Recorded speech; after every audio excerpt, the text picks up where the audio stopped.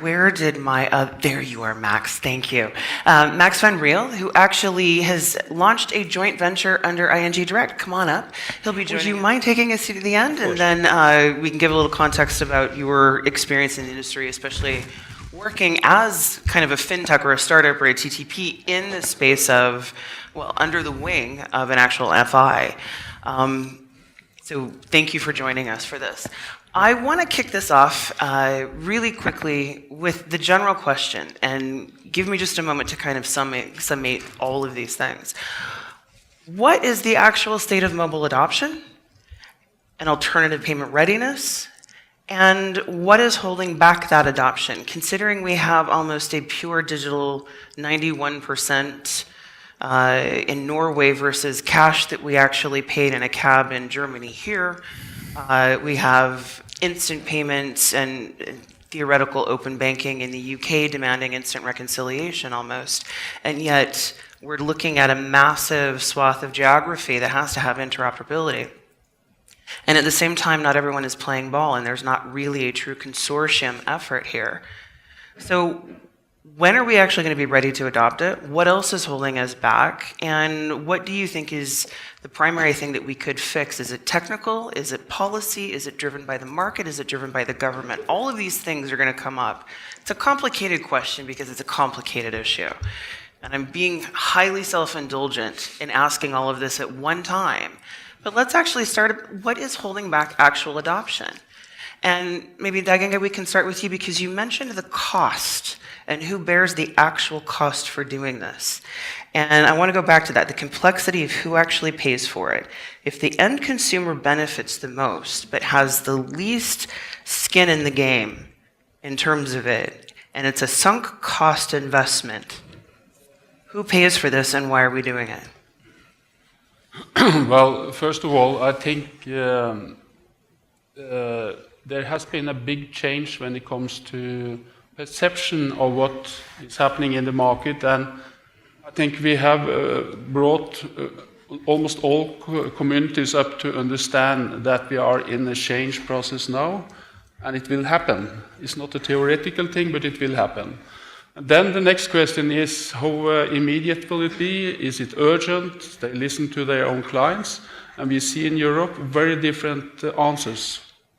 I think if you listen to, in Germany, listen to your clients and their traditional behavior, it's very different from what we listen to in my country. So that's one reason probably why we are doing things much earlier. But what is happening now, I think, is I don't agree with the sunk cost. Because if you have the right perception of what is happening, we are really talking about a new battlefield where the interfacing of customers, not only in payments, but payments is important, but in the service sector where we sell a lot of things. It could be in banking, it could be in a lot of array of other things. And what we see now is that in that arena, there are somebody taking positions that are very strong already, and this is global positions. It's not only coming from Silicon Valley and from the Americans, it's coming from Asia also, very much. And we see examples now in China where they have 1 billion customers. They have all kinds of services out there. The life of Chinese are starting to become mobile, and they spend a lot of time also on some of the service providers, the platforms like WeChat, Alibaba, and now for an array of services. And payments is just a convenience, easy to do. So my point is, this is going to happen in a lot of markets, and it's going to happen much faster in Europe than you have seen so far, and it will be an eye-opener because customers will suddenly have, consumers and also businesses will have suddenly see that they can do things they couldn't do before. And that will drive, so if you are not prepared, if you are just sitting and waiting and seeing, I think you are in a very bad position. You really need to be proactive, and you need to stay ahead of the situation to be positioned in this new battle arena. So that leads to the observation that in Europe this is regulation driven. It's government driven for all intents and purposes. In the U.S., which is incredibly behind in terms of real-time payments, the pressure is from the market, and it's a market opportunity. And we see an interesting hybrid in Asia, but driven primarily by e-commerce. So in terms of what we ought to be prepared for the SEPA consortium, who is actually going to make the decision? Is it going to be the government, the regulation? Is it going to be the consumers that are driving this? Or is it actually the different marketplace, be it the corporate who wants better cash management optimization because they can see their instant funds, right? I know what my actual accessible funds for my supplies, for paying my vendors, for actually managing my cash management, real time. Same for the consumer, knowing instantly what's in my bank account. Actually being able to see what's across all of my banks if I'm multi-banked and that account aggregation component. Where is this being driven and who's actually driving it? I mean, I think the key word is the one that is in the conference name, ecosystem. I mean, what is holding back mobile payment? It's not really a technological problem because we've got technology, we've got a lot of technologies, we've got a lot of ways of using this technology, and this is the problem because if everybody makes their own initiative separately from the other without any interoperability, the consumer could benefit from something, but he would have to have 20, 30 apps on their mobile to use at different locations and remember which is the app I need to use. That must be organized, but not only from regulation. If the regulation says, okay, let's do everything like that with this rule, we risk ending up in something that is not really adapted to the market. And that happened in Singapore, for instance, because the government decided that it would be good to have instant payment. The market followed because they were obliged to do so, but nobody is using it because it's complicated. Because they discovered the fact that you need a proxy.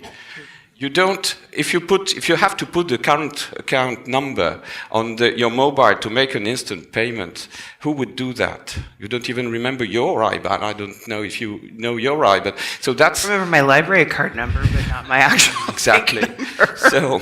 So the fact is you need to organize this. So it must, obviously, regulation needs to be there because you need to orientate the way it is done. But the market needs to organize. And what I think is, I mean, how are card payment working? There is a scheme that makes rules. We talked about chargeback. I didn't talk about chargeback, but Dean did. And you need to say which are the rules. And that can't be the market alone because the market will go to efficiency. Because because when you say there's a card scheme in place, there's a different way of technically organizing that scheme, and there are efficiencies to be had that actually disintermediate some of the current players. Let's talk about the tech solution on that side, Max. Well, I think we should distinguish between between the payments infrastructure and the experience at the point of interaction or at the point of sale or in the online commerce environment. Merchants, they want instant payments because of cash management reasons. That it's improving their cash flow. But they also want an instant experience at the moment of purchase. And these can be separated. We now look at examples where we try to integrate the two, but with a card scheme, you have this instant experience at the moment of purchase. With payment systems like Ideal, but also PayPal, etc., you have this instant experience at the moment of purchase. And then there is the payment infrastructure, where merchants now want, for their cash management reasons, they want instant payments. But we shouldn't necessarily mix the two. Yeah. And I think regulation is focusing on the payments part. I'm going to back Max here, because you asked the question, what's hampering adoption?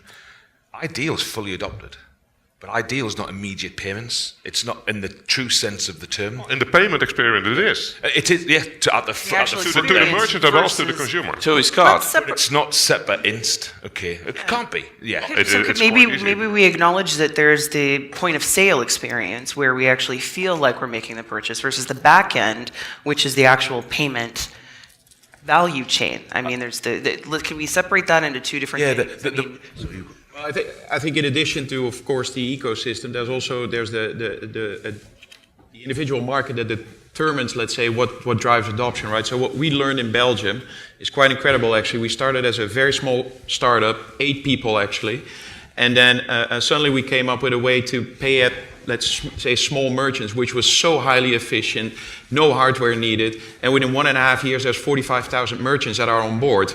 And they all were the merchants that didn't have the card payments, etc., only accepting cash. And now suddenly they made the drive immediately to go to the mobile payment. And then, of course, you get this client asking like, hey, maybe I should really try to check this out because it can actually give me an additional advantage. This, for the Netherlands, for us, would be a completely different story because, of course, everywhere there's a terminal, etc. So that is a very different model for us to work there, for example. So that is market dependent.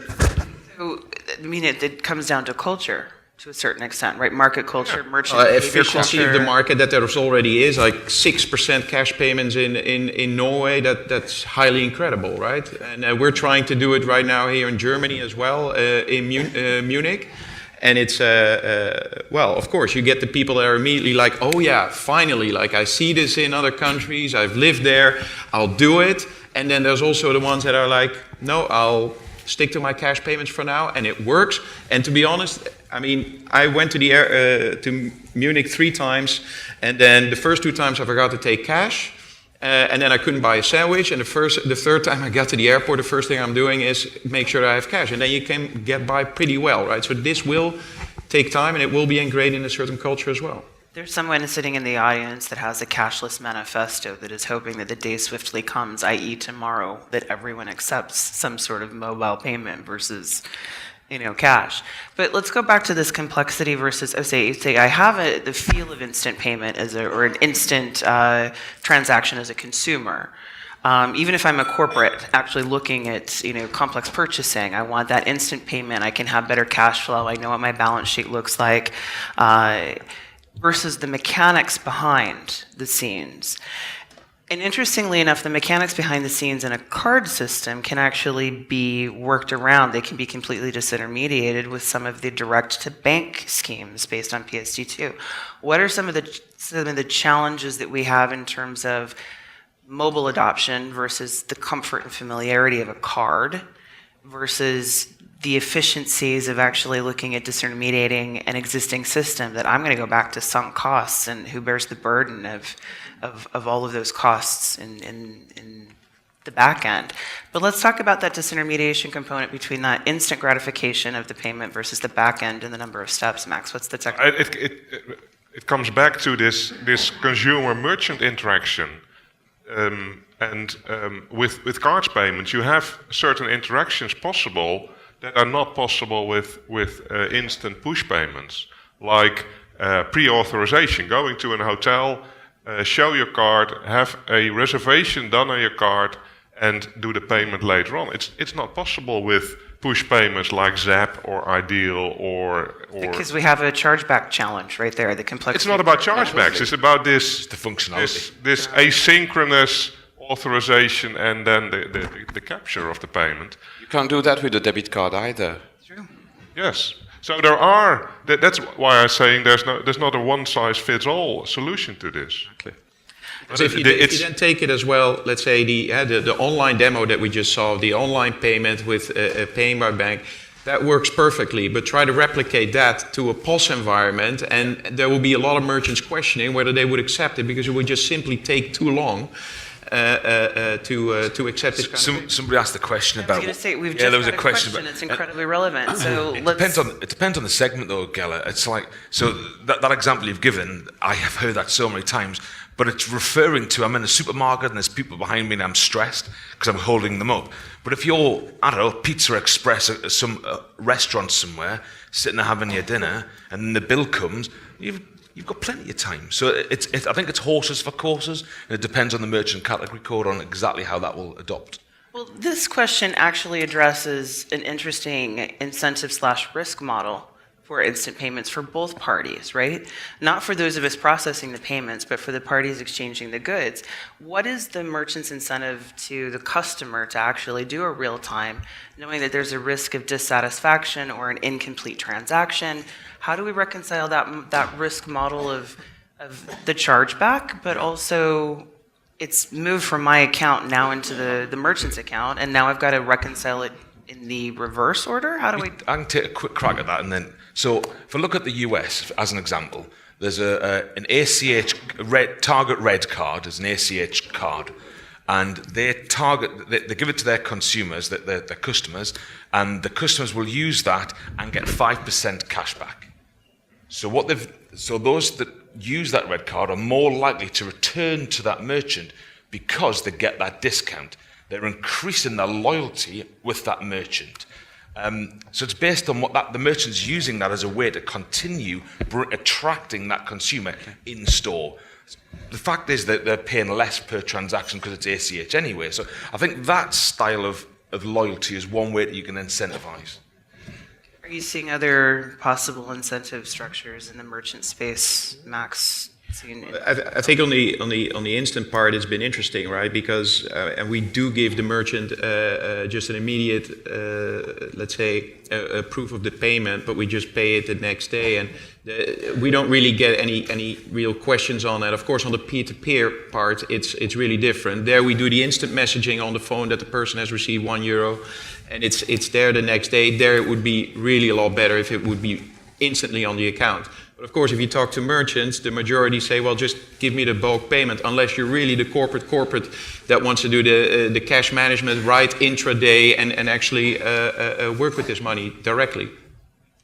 I think I agree with what you say if you look in the back mirror and statically today. But we are in an evolution, and all the, let us say, technical problems or issues we see will be erased. And also the habits will change accordingly. Today, it's important for a merchant to know that he delivers the good, he is guaranteed to get the money. That's important. Tomorrow, it could be even that intraday liquidity will be important. So, I mean, we will come to the situation where instant payment is instant liquidity also. So I think we should really look a bit ahead now, because the world is moving fast, and we are bringing also the payment story into all the rest of the story, who is information, how you use information, loyalty, marketing, and so forth. All the things you can take out of this experience you have when you buy things. So we shouldn't be too static here. Things are changing, also what we are discussing here. Agree, but we should also not forget that when it comes to selecting a payment method at the point of purchase, it's the consumer who does that. And for the consumer, it's already instant. The money is gone, and maybe you have your chargeback right, but the money is, in principle, it's gone. Merchants can do what they like, but it's the customer choosing the payment method. So I'm not too sure that instant payments and all the new technology, etc., will differ or will change a lot in how consumers will select their payment method at the point of purchase. Don't get me wrong, I would really like it if merchants would all adopt, let's say, the concept of instant payments, because it would make life for third-party payment providers a lot easier, because they wouldn't have to touch the money anymore, right? They don't have to be in the money flow. And whereas now you're getting this constant question of, well, if I hold the money, this means another license, another, let's say, compliance, other risk type of management, etc. So in that way, it can really help, let's say, third-party providers in the light of PSD2 as well, to get ahead. Reduce the complexity, to reduce the liability, all of that. Yeah, and I think that shows that the consumer, for the consumer, I agree with Max. It's not really, the consumer will not really benefit from, except from the fact that maybe they will, if they go to their home banking, they see that the money is not here any longer. While with the card or with a normal SCT, you have to wait for at least 1 day. But if you have a card payment, you give an authorization. So this is money you cannot use any longer. So it's for you, it's instant. The difference is for the merchant, and the difference is for providers and for the banks, because banks will have a different liquidity management. But that's not the merchant or the consumer's problem. No, but this is quite interesting, because if we're looking at if we're reducing operating costs because of technology, we're diminishing the margins in terms of the profitability of the services we're offering. If we identify where the value-added service, and I think, Dag-Inge, you actually referenced this, if we combine PSD2 with MiFID or with Basel requirements for intraday liquidity, and we actually use that cash management functionality for the banks in terms of their liquidity management, but also for the corporates, and enabling the corporates to have better understanding of their own liquidity. And that's a different sort of value-added service. It's not the traditional liquidity management, rate management, that we have, the rates in terms of the markets, but it's the actual understanding of what my deposit versus my takeout, my rate management looks like as a corporate as well as a bank. Is there a way we can find that as an additional value service in terms of payments? Yeah, but I think cash management will change, because you have retailers, they do treasury, you have corporates, they do treasury, and we are going more against what we call a real-time environment, also intraday environment when it comes to liquidity.